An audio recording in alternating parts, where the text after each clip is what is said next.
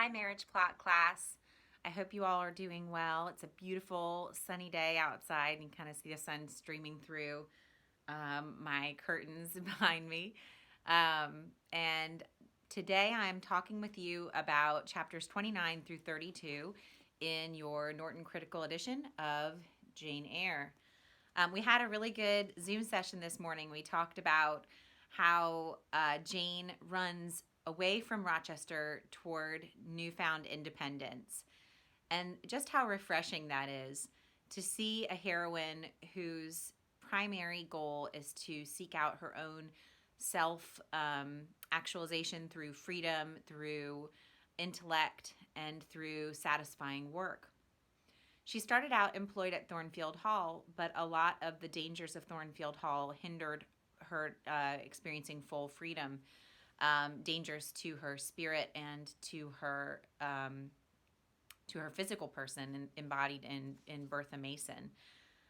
But Rochester, even though she loves Rochester, she also recognizes that Rochester poses a threat to her moral well-being and also to her freedom. When he proposed marriage to her for the first time, and when he treated her as a fiancé, he didn't respect who she was. Instead, he tried to mold her in some other form. Now that she's living with her trio um, of friends, St. John Rivers and his sisters Mary and Diana, she is experiencing a new kind of sympathy, a new kind of freedom. She's with people who she feels completely equal to. She and Mary and Diana are dear friends, and they develop this intellectual and spiritual sympathy. Likewise, St. John is a person that she can talk with about theological matters, about things that she has read, and she becomes even more educated in the time that she spends with St. John, Mary, and Diana.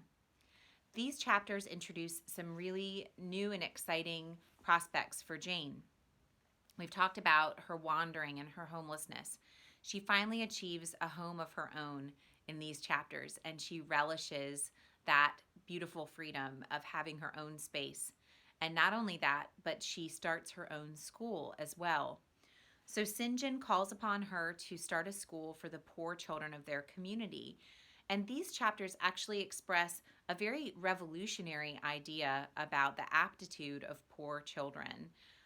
The Romantics believed that poor children and people whose status in life was low experienced poverty and experienced difficulties not because of any sort of innate natural tendency toward those difficulties, but rather because of the difficulties that were posed and presented by society.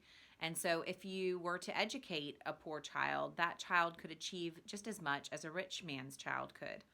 And those philosophies really started out with the father of Mary Shelley, William Godwin, who wrote about the aptitude of poor children and also the notion that environment rather than nature shaped the poor in society.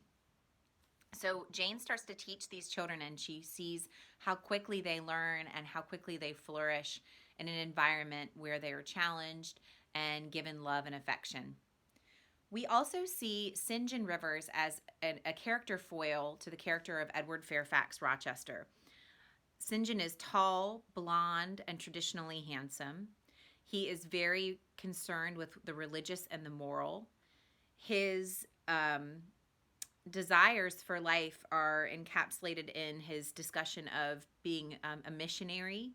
And he is ambitious, but he's ambitious in a different way. He wants to further the work of Christianity in the world and become a missionary in faraway lands, knowing that he may become a martyr as a result. He may die for his faith.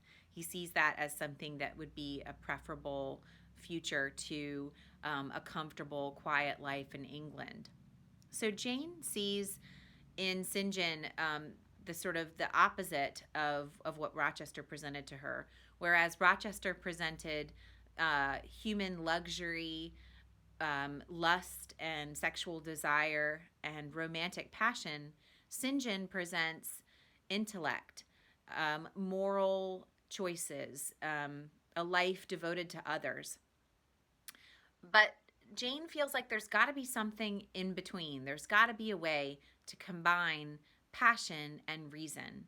And so this is part of what she struggles with in these chapters, and that we're going to see her continue to wrangle with in her own mind, in her own life.